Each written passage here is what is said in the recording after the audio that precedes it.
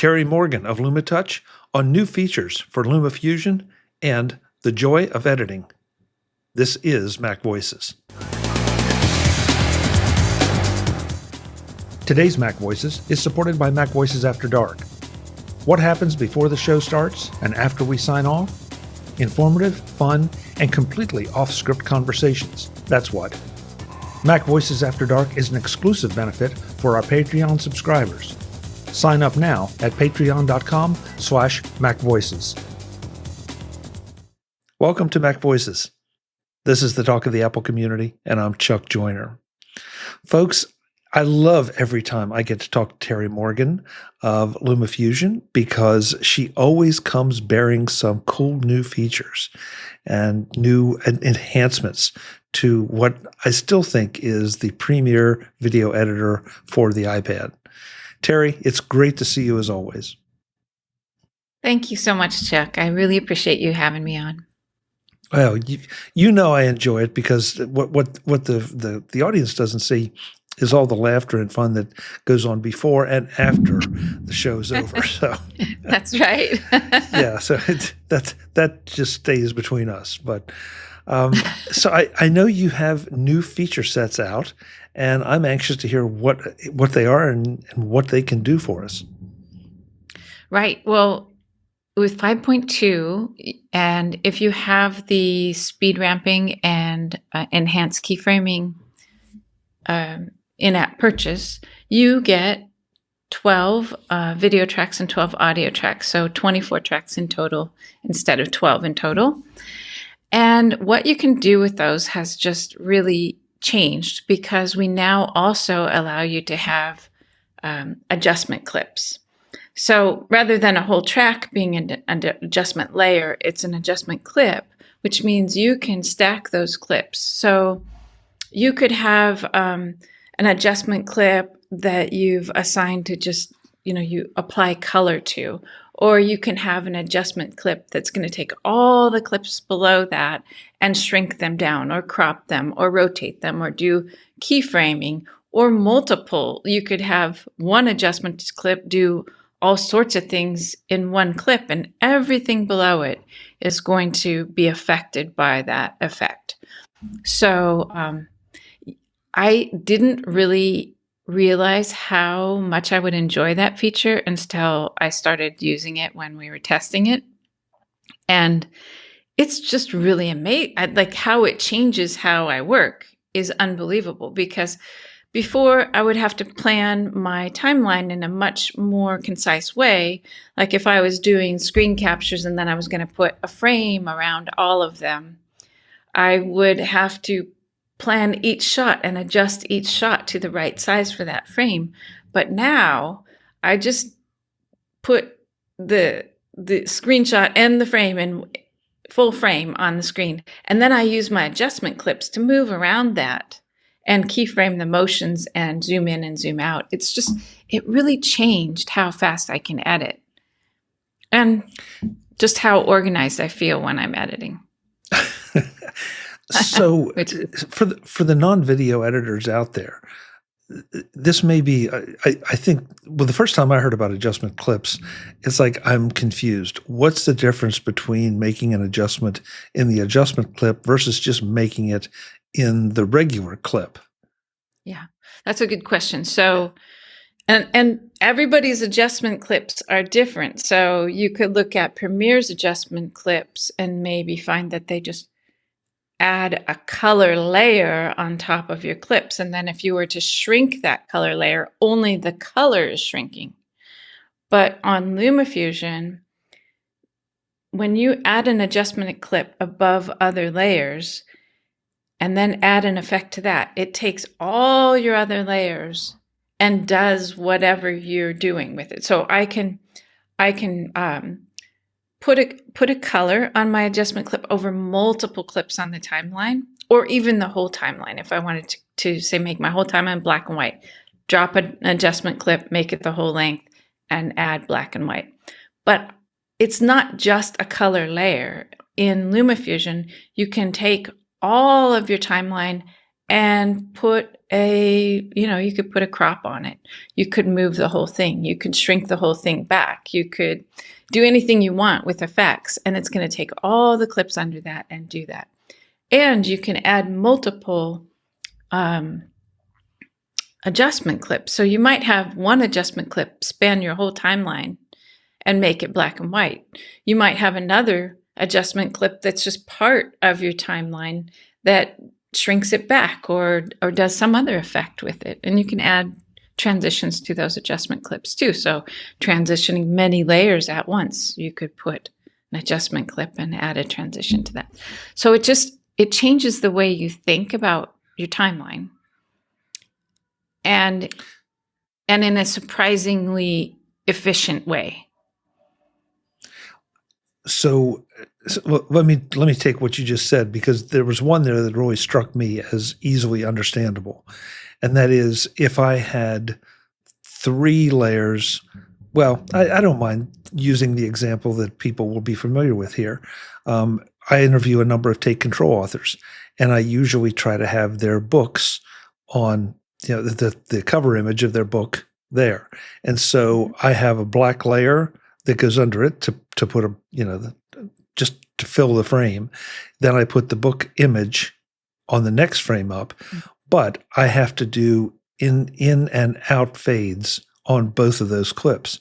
You're saying with an adjustment clip, I could just fade that, put the fades one place, and it would do that and do everything under the clip, under the adjustment clip, and do it that way. Yeah. So, and that's great. I mean, that's only two layers, so it's not a big deal. But if you have a bunch of layers, it would be a very efficient way to do things. And I could easily change the transitions as well.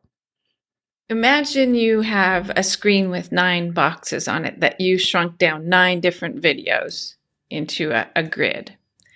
And then you want to maybe fly that grid in and twist it, move it, and have it fade in with an effect.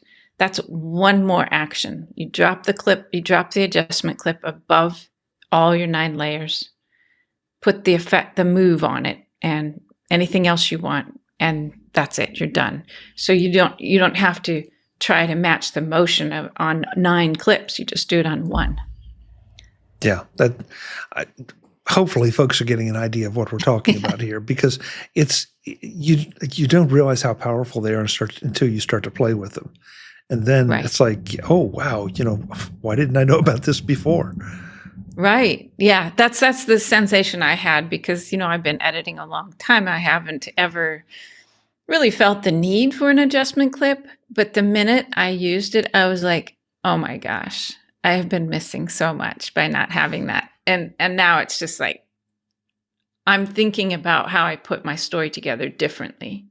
And my timelines are much simpler, and I have more tracks. So imagining, it's the tracks and the adjustment layer that kind of blew my mind with this release. It's probably one of my favorite releases, even though we've done a lot of big releases like the whole keyframing and easing and Bezier curves and multicam, all these things, speed ramping, all great. But adjustment clips is what made editing better for me.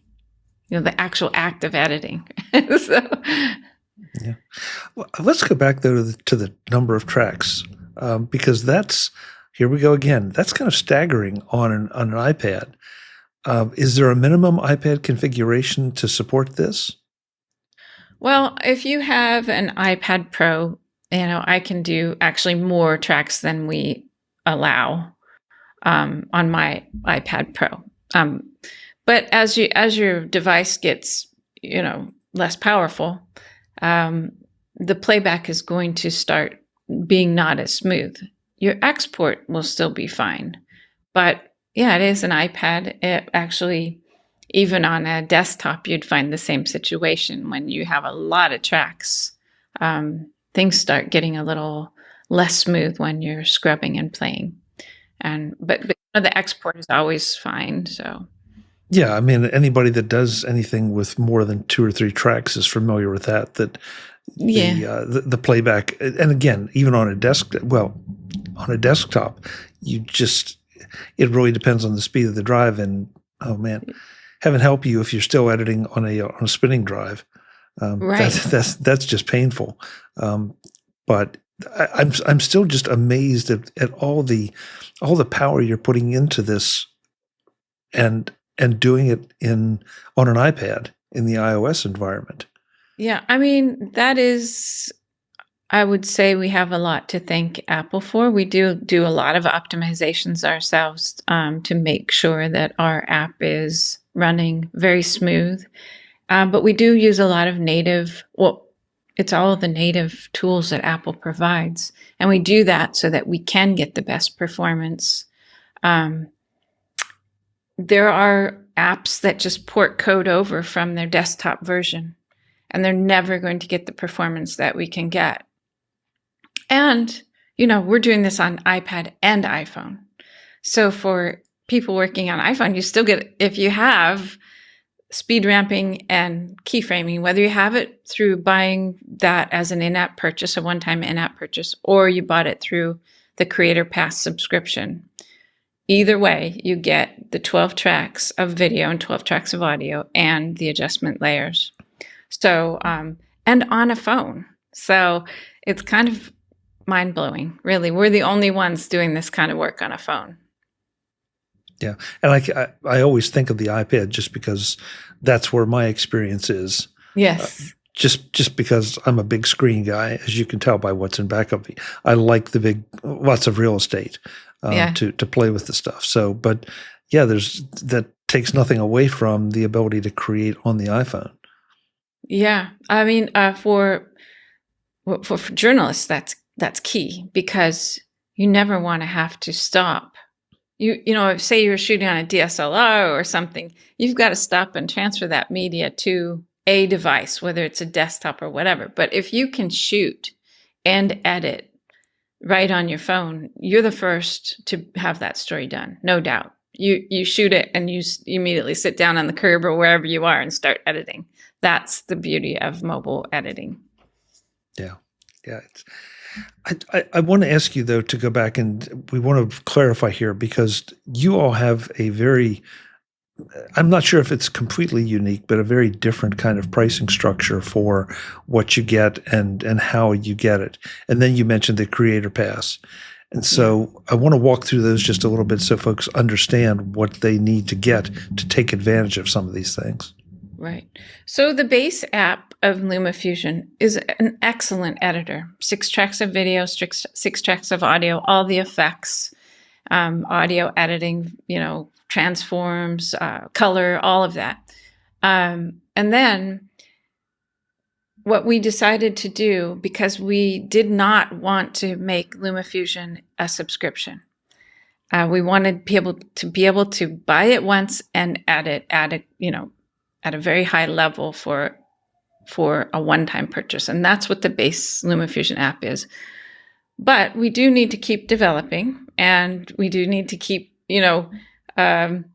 the app alive, if you will, by developing new features and having employees to support it and so on. So for those extra features that take us quite a bit of time to develop, like multicam, speed ramping and enhanced keyframing, XML export, we started out by having one-time in-app purchases. So you have the base app, and then for another charge, you can get that new feature. But we had people that were saying, well, I just want to try the features. I want to try all the features for 30 days. Or I don't want to spend that much on an in-app purchase. I'd rather have a lower paying ongoing subscription. And it kind of surprised me, because I personally am anti-subscription person. That's why LumaFusion's a one-time purchase. But people were kind of like, hey, why don't you just make it a subscription? And I was like, okay, fine. So we started this Creator Pass. So if you have LumaFusion as a base app, you can buy a Creator Pass subscription, and that gives you everything, all of our enhanced features, like it'll give you multicam, XML export. Multicam, if you're iOS, of course. I'll talk about that in a minute. And it gives you speed ramping and enhanced keyframing, the extra checks, and adjustment layers. A couple of these things are not available on Android because the platform just isn't quite where we need it to be to ensure a good experience. It's not that we don't want to develop those things for Android. It's just that Apple has provided this incredible platform for video, and not just for playback. When you edit, it's not about just playing a single clip back. It's about queuing up a variety of clips and having them arrive at exactly the right moment. So caching and queuing and being able to play this constellation of videos precisely is what their engine, and audio is what their engine allows. It's called AV Foundation. So on Google, that's something that isn't the same. So we can't just say, hey, we're just going to throw our features everywhere. We'd love to do that, but that would not work. So we have been working to find ways to get that kind of performance on a different platform. And that would be true if we went to any other platform. We have built LumaFusion first on iOS. And so our code is, native to Apple stuff and customized to Apple stuff. So moving to another platform took us a couple years just to get it on Android. And then trying to keep that up to date, really depends on whether or not that platform can do it at all. Chromebooks are a great example. Students love Chromebooks because, and schools love Chromebooks because they're this web-based thing where they can just turn on certain things for students and not install things on the device. But LumaFusion is an installed app, and the platform just isn't optimized for what we do. We can make it do a certain amount, but we can't magically make it do more. So I'm sure Chris could explain that better, but that's my go at it. Well, I don't think it's hard to understand that a native app can run natively. But if you're using a web app, you are at the mercy of the machine that's at the other end of the web connection, and you're at the mercy of the web connection speed itself. So, and the codes that go with those two things. So I don't think anyone could realistically expect the kind of performance that you get that way. Sort of like the spinning drive versus SSD thing. Yeah. And also we don't have a web app. I mean, it would take us much more time to go and develop a web app. And I think that that's not in our best interest at the moment. Like, I think that focusing on providing a higher level of features for mobile editors and journalists is where our focus is. Our focus is on making the craft of storytelling on mobile an amazing experience, like something that you look forward to doing, that you'll get it out when you're relaxing, not just when you're working hard, because it's fun. It's fun like a puzzle or some sort of, it's just, I open the app and I kind of start giggling sometimes because I find something fun to do in there. And you built it, so yeah. Well, yeah, I guess that I didn't actually build it, Chris did, but I definitely designed it. So I think it does speak to my brain, but I hope it speaks to a lot of video editors' brains in the same way. While we're on this thread, I think it's always interesting to hear anyone on the development side say that we're not releasing something or we're holding it back because we can't deliver the kind of experience we want to. And yes. I think there's some notable examples out there of things that maybe should never have been released because they become frustrating to use. Yes, you can actually do it, but it might be trying to like build a house with just one hammer. Yeah, you can do it, but it's not a great experience. And that's got to be an interesting challenge, because you have customers who are saying, I want this, I want that. You've got it, but delivering it is not, it could be to your detriment and maybe even to the user's detriment. Absolutely. I mean, yeah, we're not doing ourselves any favors if we provide something that is not fun to use or would cause a lot of support issues either. On our side, we have a support team, and I don't want to overwhelm support with something that just doesn't work. So we do try our best, like, to make sure it's running smoothly and is bug-free. Of course, that isn't really a thing. And there's always bugs in every software, or things that are challenged by unexpected circumstances, unexpected media types, or unexpected constellations of the timelines. So it's kind of a complex world. But we do really focus on, let's make this a good experience for our customers.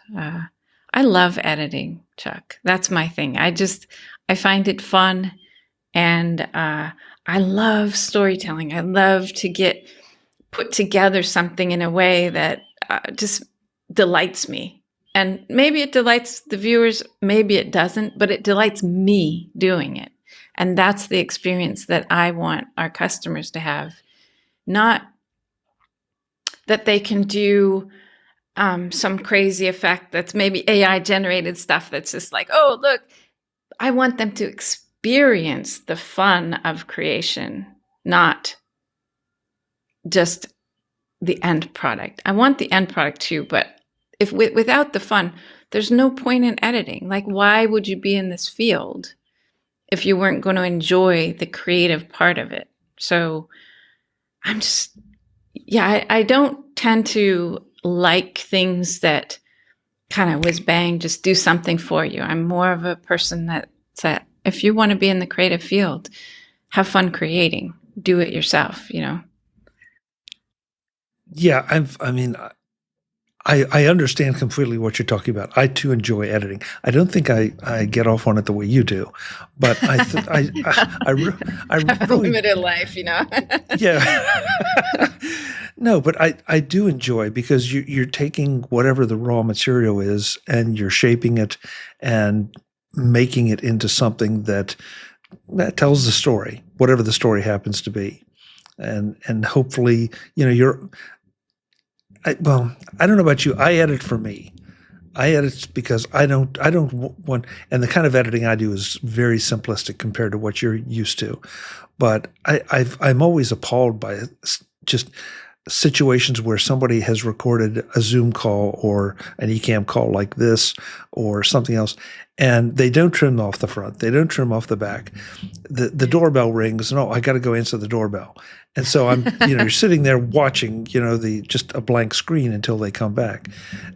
That to me, that just shows a serious disrespect for the user. And so I want something that's edited and, and moves along and is enjoyable to watch. Way back, and I'm talking 40 years ago, when I was in college for filmmaking, my faculty said something that I've never forgotten. They said, viewing a film is, your audience should be immersed in what they're viewing so that they don't get distracted by the fact that they're kind of hungry, or they wish they would have gotten some popcorn before they sat down, or anything, like the bills aren't paid, whatever it is. When they go in to watch whatever you're providing them, they should not be distracted. And there's something that will distract your user and let them start thinking about something else. And that's when it's badly edited.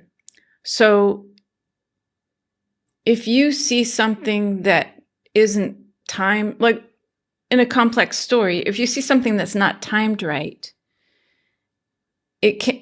sometimes it can bring you to the next scene, and then you're in the next scene. But often, if it's just simply not cut right, you'll start thinking about, oh gosh, my back's sore. I'm going to get up and go take a walk. Or, wow, this has been a long time that I've been watching this. Those are when you become conscious of yourself as a viewer. And that's something you want to avoid at all costs. You want people to stay and watch. Yeah, and that sets a pretty high bar.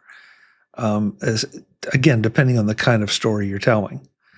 But the best example I can think of are movies. That you go to the movie theater and things aren't going well, and you're right. You're thinking, okay, maybe I should have gotten some popcorn. And then there are other movies you go in, you sit down, the story grabs you, pulls you in, and all of a sudden it's 2 hours later, and it's wrapped up, and you don't know what happened. And those seem to be becoming fewer and farther between. I don't know if it's just the quality of movie making or if it's just the fact that our society keeps pushing our attention span shorter and shorter to hit us with more information. Well, that's true, but that you can apply that same quality of editing to anything you do, and the key is not doing things that don't fit with like if someone's watching your podcast, even if you said like it's a simple edit, if you're so engaging and your story moves along and you make sure that the next thing is always said and you make sure there's nothing that like lighting isn't bad or color isn't bad or bad audio, any of those things will distract your viewer. And so you apply that same principle to any level of editing you do. It's quality. And even those people that are doing YouTube channels that are very popular YouTubers, we don't notice, but they are good editors. We just don't notice because it's on YouTube and we think, oh, they threw it together because that's the style, right? But they know what they're doing. And those kind of people really have understood what a gift it is for someone to watch what they're doing. That is what our viewers give us, is that gift of watching, right? And that's a great example of a different kind of editing. So there are different kinds of editing that a cinematic kind of feel would not really play well on YouTube, just like a YouTube style would probably not play well in your local movie theater.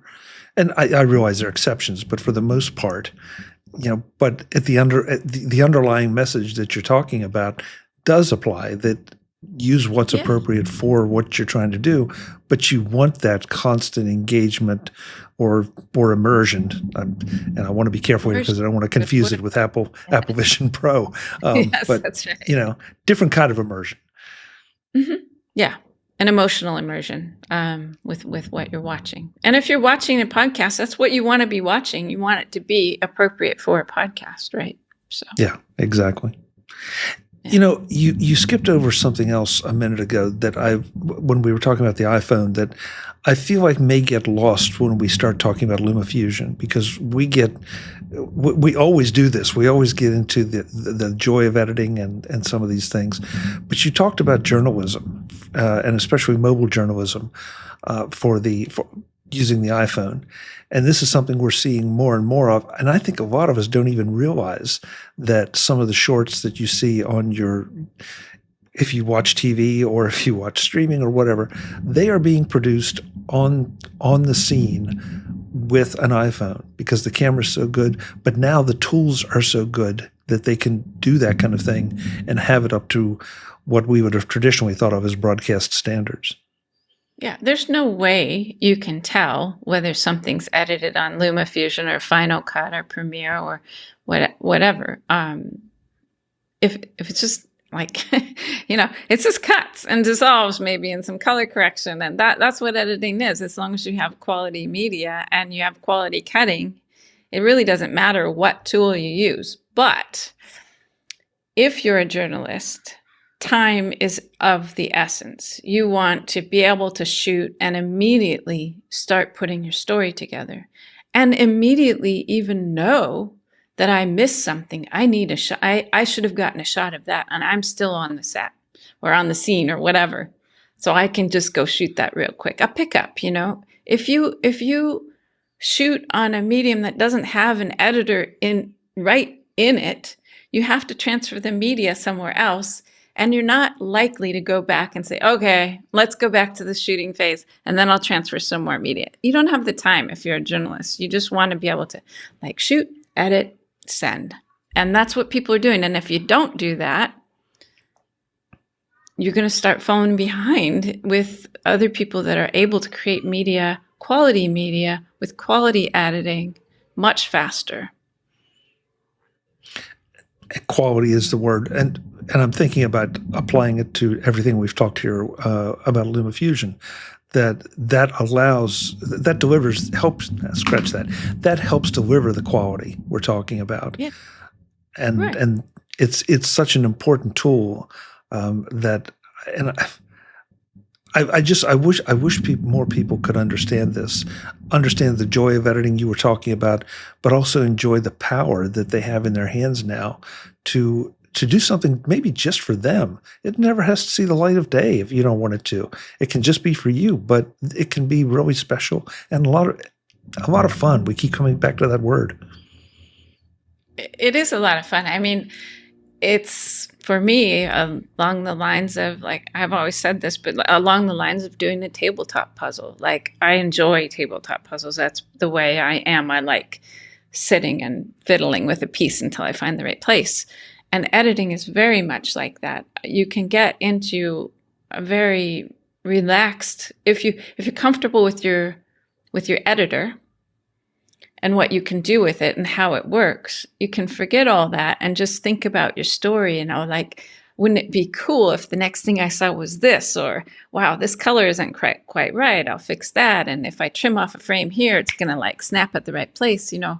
It's really a game that is very fun to play if you get into it, especially when you're layering. I know you don't like to do a lot of layering because you're doing a podcast. It's just not appropriate. But when you start bringing things in and layering, it's really like a dance. I think of it like a ballet where you're having things move in this way and that way and snap and come in. It's a very timed dance with the metronome happening in my mind. And wow, 15 hours can go by and I wouldn't even notice. I'm just like so in it. Forget about eating or anything. I'm just like in it. Yeah, I've had the Los Angeles Creative Pro User Group has a YouTube channel, and they have editors come in regularly and editors of notable things, films and TV shows that you know. And I'm fascinated, and your comment about the dance makes me think of several of those presentations where they get into the nuts and bolts. And look, if you're not into it, folks, you might not be into it. But I would tell you just to go and explore, because it is fascinating to learn how an editor thinks. They don't think like a viewer; they think like an editor, and and then the result is what you see and enjoy. And so if you're someone who likes to know how you got there, yes, go and do that. Otherwise, just enjoy their product and admire their talent. Yeah. And LumaFusion is designed with that principle in mind, that as an editor, you want to have complete control and nothing that's going to take you out of the moment of editing. So we've applied that same viewer principle to the editor, where we don't want a big long menu where you have to stop your creative thinking and start thinking about, okay, which of these options do I want? We want the editing experience to be similar to the viewing experience, that you can get immersed in it. And so editing with LumaFusion is just that. It can be very immersive. And I think if you're learning to edit, for sure, this is a great way to learn. We've got all the insert and overwrite, clip linking, magnetic, track-based, whatever you want. And, it's frame accurate, trim frame by frame, easy peasy. And getting in and out of different effects is easy. It's not like a big node-based thing where you have to understand a structure. You're just saying, I want this clip to shrink, and you do that. And double tap, do that. So it's super fun in that way. And if you're learning, you learn the principles of storytelling, and you learn the idea of loving editing by using LumaFusion. If you start out with something that's super complex, it's always going to be that kind of monster that you're conquering. And that is not what I want for a product that we're making. Now, you know what's going to happen? Somebody's going to listen to this interview and they're going to say, I just tuned in to hear about the features, the feature editions. What did you two get off on? And it's like, but I don't have these conversations with other developers about their products because they're a bit more process driven, perhaps, because that's the nature of the app. But an editor, yeah, it can be process driven, but there's something deeper about it. And I don't mean to go all metaphysical or anything like that, but it's a different kind of app than maybe we're used to thinking about. You don't feel this way about a word processor. Absolutely not. And I'm very proud of what we've built. I'm just super proud of it. It's amazing and it's fun to use, and I want people to try it and explore. There's nothing you can do that will hurt anything in there. It's just like you can't really make big mistakes. And the timeline, it's just gorgeous. I love it. And I know I'm biased, but still, it is. It's really good. You're allowed. You should be proud of it. Yeah. Are you going to have a presence at NAB this year? Chris and Caroline, our trainer and content creator, and myself will be there. We decided not to have a booth and just to be there to talk to people like you and to, explore for once. We're usually there at a booth, and it does limit how much we can explore. So this year we're just going to be there. We are going to be speaking. We'll have a workshop at the Creator Lab area. So that'll be on, and that will be basically about multi-track editing and how you conquer that and what things to know and do when you multi-track edit. Great. Well, I will look forward to seeing all three of you at NAB. We will definitely have another conversation there that will be undoubtedly a little different than this, but I'm sure there will be overtones of just the joy of editing. Oh yeah, there will always be that. I'm sorry to take over your podcast with that idea repeatedly, but it's where I am. It's what I'm about. So, well, and to bring it full circle, I mean, that's why you develop. You do a little more with it. You bring these new capabilities to the tool so that it becomes even more capable. So that whether you're trying to do a short movie or whether you're just a mobile journalist out there, that you can do what you want to do or need to do and have some fun doing it, not find it a burden, but actually find it something that enhances the experience. Yeah, because we're all here because we're creatives, right? We want to be creating something. Yeah. So yeah. Some of us don't always think of ourselves. Yeah. We don't always think of ourselves as creative, but you can be. It just I know I have that thing, and I have to constantly be reminded that, yes, I'm creating a different way than the way I think creatives do, but it's still making something. It's exactly the same way, Chuck. Like, to be creative is to trust your instincts, your own instincts about what is interesting. Like, you're making a podcast that is unique and very well done and is interesting. So that's exactly what a creative does. They draw from different parts of their world and bring it to whatever they're doing and create something. But that's exactly what you're doing. Creative. Face it. See, folks, this is why I love talking to Terri, because she always makes me feel good about myself, no matter how pathetic I am. I feel really good. Not pathetic. Terri, it's always a pleasure. Thank you so much. I will look forward to seeing you and Chris and Carolyn at NAB. Yes, I look forward to that, Chuck. Thank you so much. Folks, I'm Chuck Joyner. This is Mac Voices. Check the show notes. I'll have links to everything that Terri and I have talked about that we can link to. But especially, go and check out LumaTouch because it's just an incredible tool. And it's one of those that it's not a subscription. Terri talked about that. So you can buy it once and it's yours. And then if you want to take advantage of some of the other things, Terri outlined some of the options. Until the next time, and as always, thanks for watching. Visit MacVoices.com for show notes and to connect with Chuck on social media.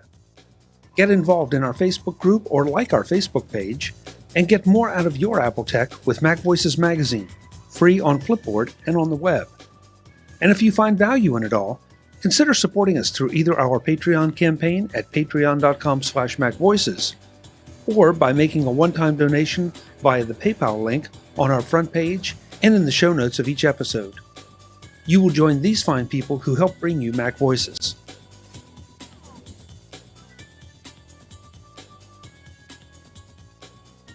Advertising handled by Backbeat Media at backbeatmedia.com. Bandwidth provided by CacheFly at cachefly.com.